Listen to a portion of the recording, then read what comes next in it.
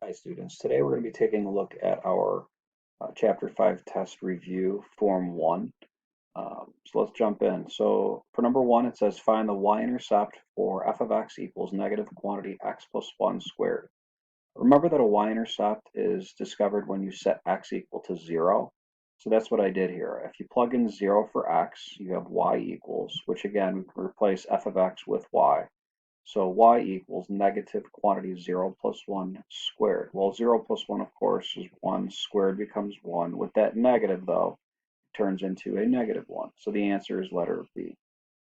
Number 2, what is the equation of the axis of symmetry of the equation y equals negative 3 quantity x plus 6 squared plus 12? It turns out the vertex form, which is what this quadratic equation is set up into, the vertex form is what we see in which we can easily decipher the vertex of this parabola. Vertex is negative 6, remember it's always the opposite, comma 12. And from there we can easily decipher that the axis of symmetry, which I've labeled AOS, the axis of symmetry is the vertical line that runs through the vertex. In this case, because it's negative 6, the axis of symmetry is simply x equals negative 6, so G. Number 3, the graph of f of x equals negative 2x squared plus x opens blank and has a blank value. Because it's negative, we know that it can't open up, so C and D are both out of the question. The only answer from there, because again it opens down technically with that negative sign in mind, um, downward opening parabolas can only have a maximum at the vertex point. So in this case, letter B doesn't make sense. We cross that out. That's out of the question too. The answer, of course, has to be letter A. Number 4, the related graph of a quadratic equation is shown at the right. Use the graph to determine the solutions of the equation. So you can see here the parabola crosses the x-axis at negative 3 comma 0, but also at 2 comma 0. And because that's the case, H is the correct answer, negative 3 and 2. Number 5, quadratic function f of x equals x squared has blank, either no zeros, exactly 1 0, exactly 2 zeros, or more than 2 zeros. So this parabola technically will have just y equals x squared, a point of 0, 0 as its vertex. And then it opens up from there. 1, 1 and negative 1, 1 are two other points that we typically graph with this function in mind. It's also used as the parent function on a lot of transformational graphs that we look at, of course. It's only going to have exactly 1, 0, letter B. So let's move on. Number 6. Keep scrolling down here so we can see the rest. So number 6, the question is asking to solve x squared minus 3x minus 10 equals 0 by factoring. So factoring, if you guys recall, basically entails looking at the middle coefficient, which is negative 3, and the last coefficient, which is negative 10, asking yourself, because technically a is equal to 1, so the first coefficient, the leading coefficient being 1, I can easily say, well, what two numbers multiply to negative 10 and at the same time add to negative 3. Those two numbers happen to be negative 5 and 2. Negative 5 plus 2 is negative 3, while negative 5 times 2 is negative 10. If I set x minus 5 equal to 0 using the zero product property, I get x equals 5. The same thing with x plus 2, I get x equals negative 2. The final answer for number 6 is H. All right, moving on, number 7. Which quadratic equation has roots of negative 2 and 3? Simply, if you set each one of those just as such, x equals negative 2 and x equals 3, we can kind of work our way backwards. If you add 2, you have x plus 2 equals 0. And if you subtract 3, you have x minus 3 equals 0. Each one of those factors set equal to 0, going again backwards, looks like this. And then from here we can simply FOIL. If you FOIL x plus 2 times x minus 3, you get first x squared outside negative 3x, inside 2x, and then last 2 times negative 3, of course, negative 6. So adding your two like terms, putting it all together, leads to letter B. X squared minus x minus 6 equals 0. Number 8. Let's see. Simplify. 5 plus 2i times 1 plus 2i. These two quantities are complex numbers. There's an a plus bi for the first, and there's an a plus bi for the second. You can FOIL complex numbers, just like we did really on the last problem, as we saw in the kind of second to last step there. If you FOIL first, you get 5, outside 5 times 3i, 15i, inside 2i, and then last we get positive 6i squared. Now, if you recall back when we worked with imaginary numbers, I squared, of course, is -1. We use it as a replacement to help us make more connections to quadratics. That then becomes what? 6 times -1, which is -6. We have 5 minus 6, which is -1. 15i plus 2i, those are just like terms, and 17i results from that. Letter H. Number 9, the total impedance of a series circuit is the sum of the impedances of all parts of the circuit.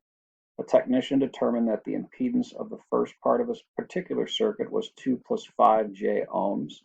The impedance of the remaining part of the circuit was 3 minus 2j ohms. What was the total impedance of the circuit? Pretty simply here, even though this sounds like a complicated situation, and yes, electricity and electricians do demand the use of complex numbers in this particular unit, ohms. What you're going to do is add the first complex number to the second complex number. So the A plus BI, A plus A, so 2 plus 3, that's easy enough. That's just 5. And then 5 minus 2, that just, of course, becomes 3. So your final answer for number 9 has to be A, 5 plus 3j ohms. All right, moving on.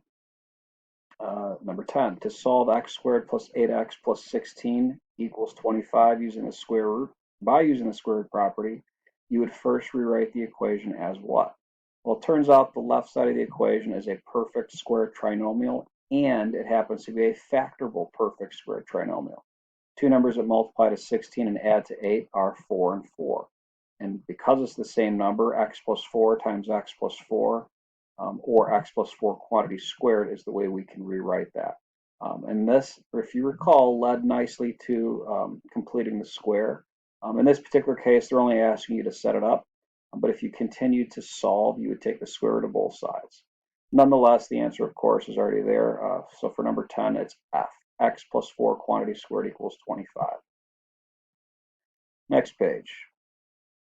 Moving on. So we can see here for number 11, find the value of C that makes x squared plus 10x plus C a perfect square. So speaking of what we saw in the last problem, speaking of the completing of the square concept and process, B is 10, B over 2 is 5, B over 2 squared is 25. So we can replace simply C with 25 if we were to write this out as a perfect square trinomial. The answer is, in fact, 25, which letter B speaks to. But again, if we were to continue this process, which actually you're about to see here in number 12, you can see kind of how it all unfolds. In number 12, the quadratic equation x squared plus 6x equals 1 is to be solved by completing the square. Which equation would be the first step in that solution? Okay, so like the other two questions we've seen that kind of helped us frame this question more fully, the a value in front of x squared is 1, and it has been 1 on all the others.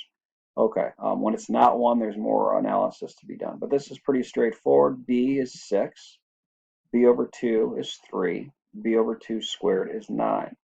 When we balance this equation, which we have to do with this particular C value, x squared plus 6x now plus 9.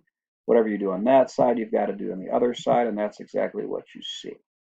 And that's what the question calls for simply, so letter J. If you were to continue this process, you would do pretty much like what we saw in 10 and 11, but you would, in addition to that, do the square root of both sides and get your two roots. Number 13. Find the exact solutions to x squared minus 3x plus 1 equals 0 by using the quadratic formula. All right, I've actually done this already, so let me go ahead and scroll over to the right for you here. Quadratic formula, if you recall, x equals negative b plus or minus the square root of b squared minus 4 times a times c all over 2a. I did that with negative 3, which again was b. I did that there again with negative 3. Here's a, 1. Here's c, which is 1, all over 2 times a again, which is 1.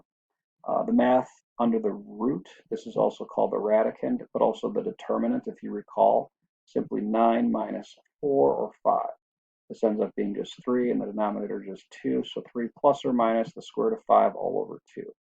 The answer there is letter D.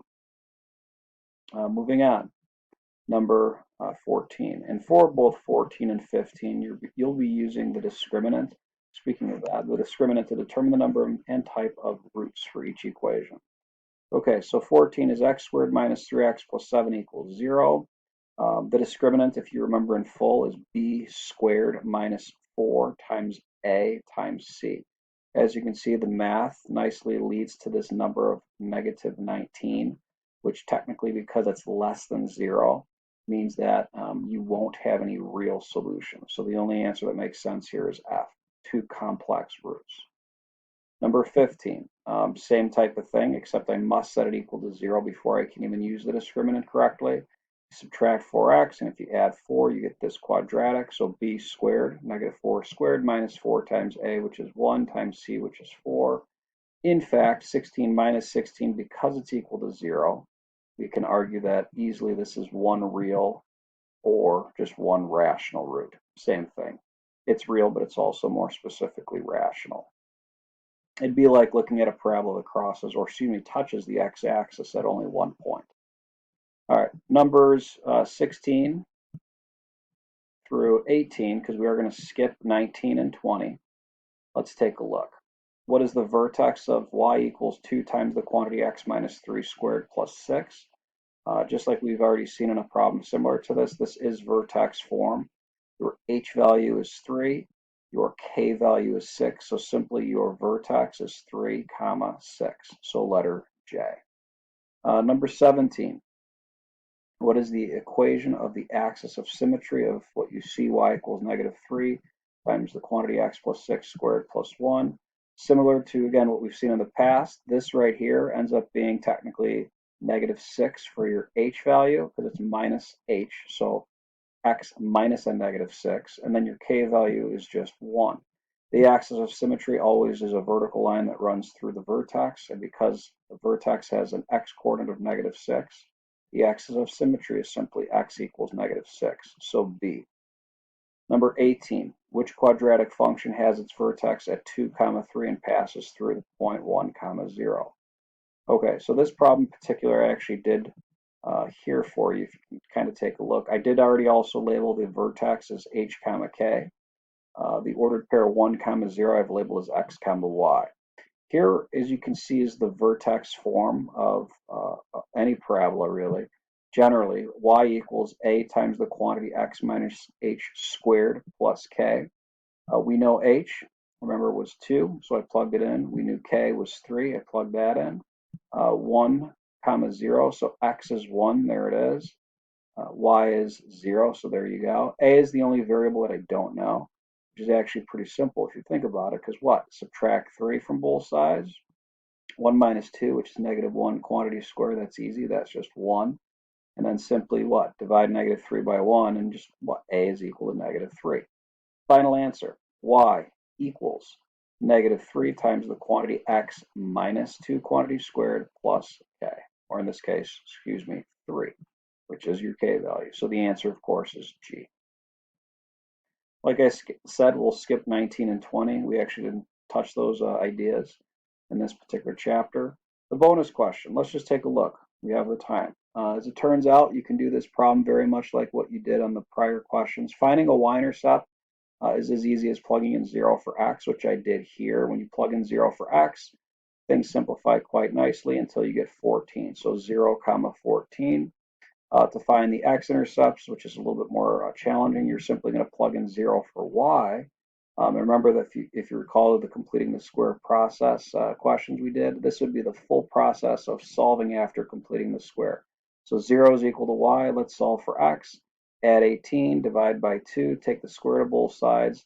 Plus or minus 3 equals x minus 4. Add 4, so you get 4 plus 3, which is 7. 4 minus 3, which is 1. Those are your 3 points. 2 x-intercepts and 1 y-intercept.